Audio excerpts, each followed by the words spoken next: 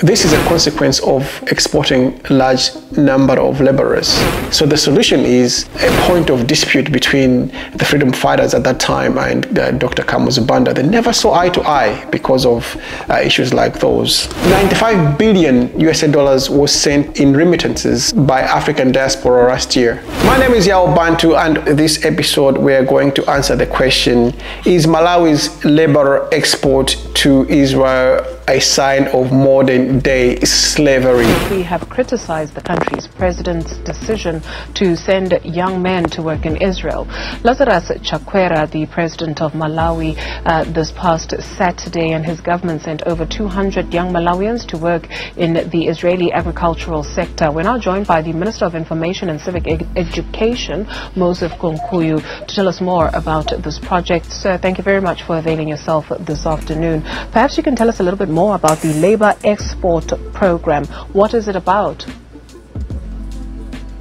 From Malawi, we've had many labor exports to other countries. It's not the first time that we are exporting labor. We have young people that are working in many parts of the world, in Africa, but also outside Africa.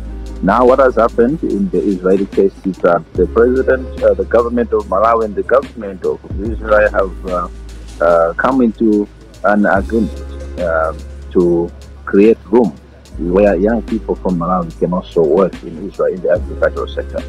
And looking at the unemployment levels of Malawi, not only Malawi, but the rest of Africa, we have these issues of unemployment.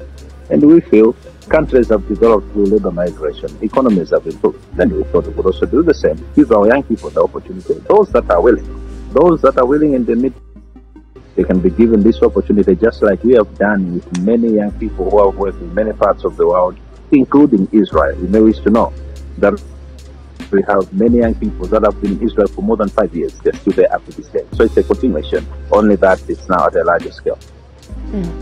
Why send this cohort in the middle of a war?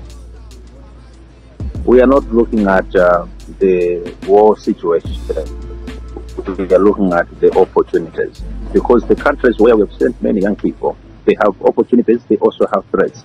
But when we weigh the two and we see that there is more room, the opportunities are higher than the risks that are there, we say this is the situation that we can manage.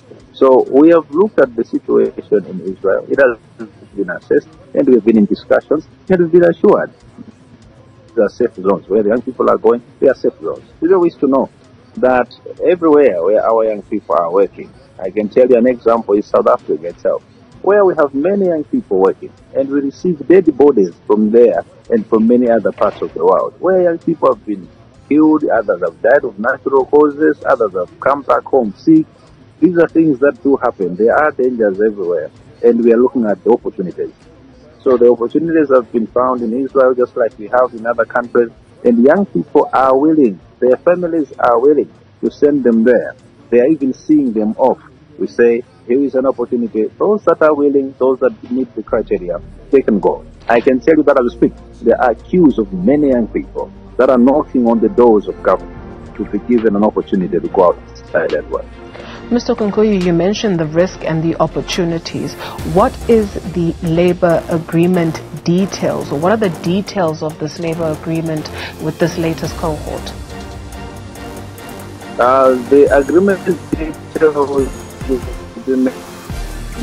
but what I can tell you is that, what I can tell the nation or the world is that we are making sure, what we are interested in is to make sure that where these young people are going, they are safe in terms of their human rights being respected. And those rights will include them receiving what they are comfortable with in terms of their salary, but also the living conditions, despite the rate of the conflict that is there, that generally the living conditions should be conditions that they are okay with. And they have their rights intact, that they can access their pay, a pay that they are comfortable with, and they can live their life freely as citizens of Malawi that are just working outside the country. So we have also made sure that we are assured that should these young people fall sick or something happens to them, at least they can be allowed to come back home, or they can be assisted to go. Now, the man that you have just seen is the Minister of Information in Malawi, Minister Kunkuyu, answering questions regarding the strategy that Malawi has embarked on of sending its young people into Israel for work on the farms there. So far, we have extensively covered this topic on this channel, and so one more.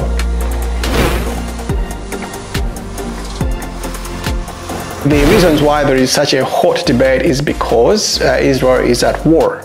So far, we have covered these following themes: the safety of the individuals of the Malawian youth that are there, and evidence is that they are quite safe so far. We also looked at the numbers. The number is set to rise up to 5,000 young Malawians who are going to go there. Then the governments will renegotiate the contract for further batch of workers, so the number could rise quite significantly from 5,000 to whatever they're going to discuss. And we've established that they're actually working on farms. They are not fighting, because that was the question that was asked in Malawi's parliament.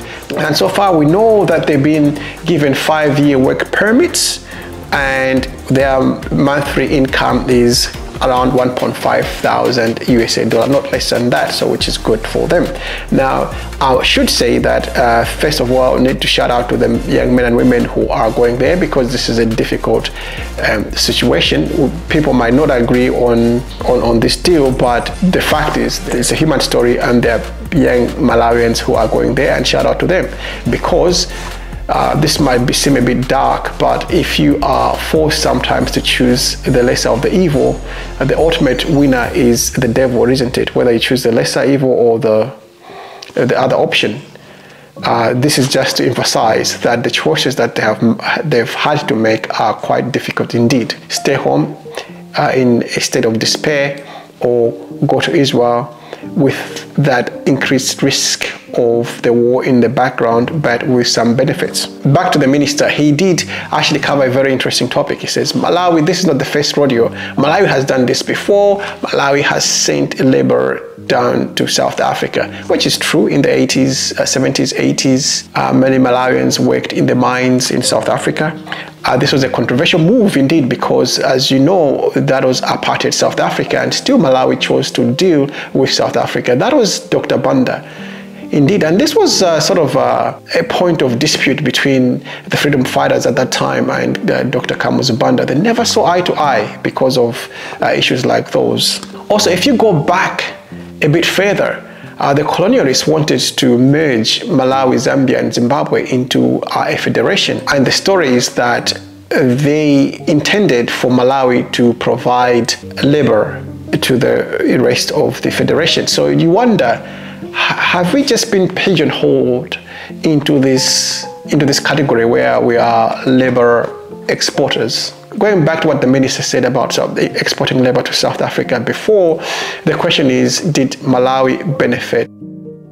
Individual families seemingly benefited from that, because they received money, they were able to buy whatever they needed, maybe send their kids to school, so on and so forth. But that was typically consumption.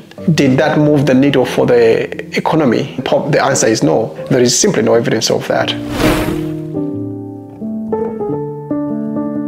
And now, if we have to look at a very good example, that would be the Philippines.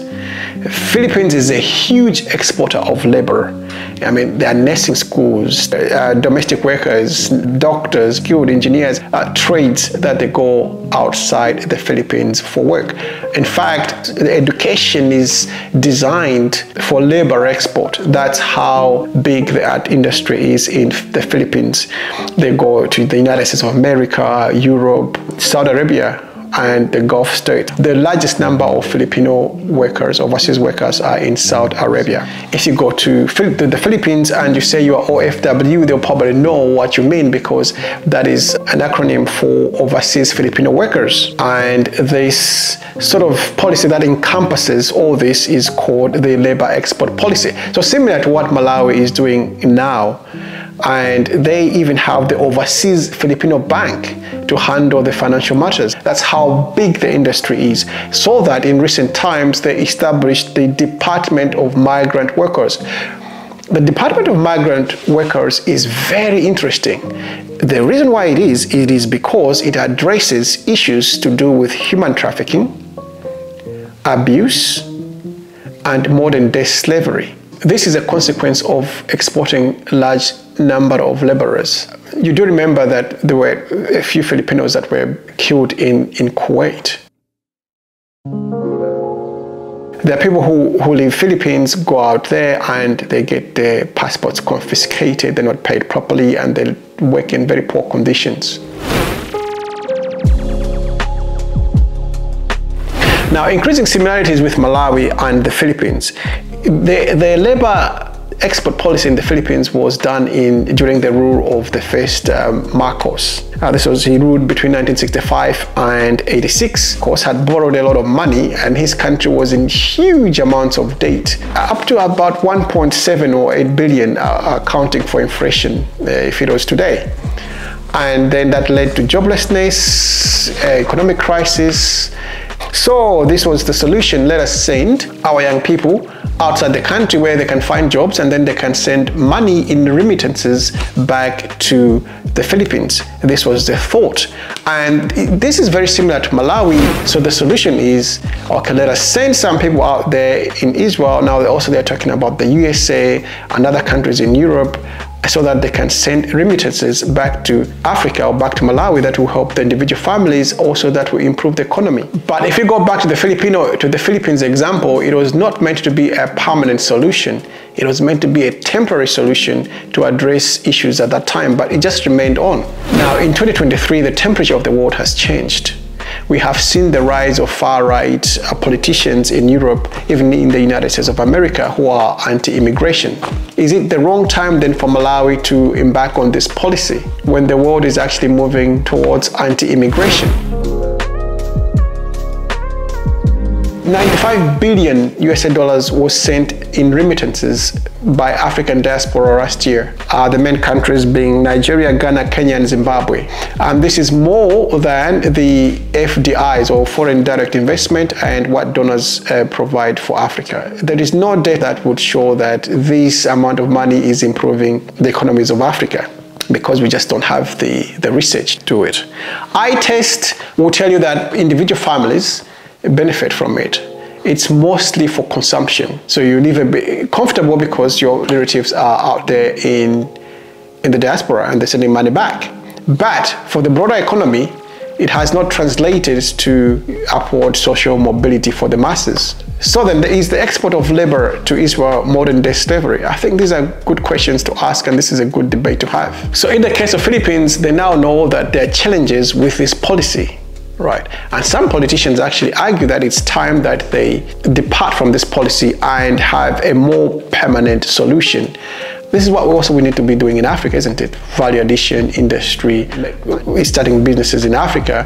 For the long term, at least, that is the solution. Thank you, and leave your comments below and tell me what you think.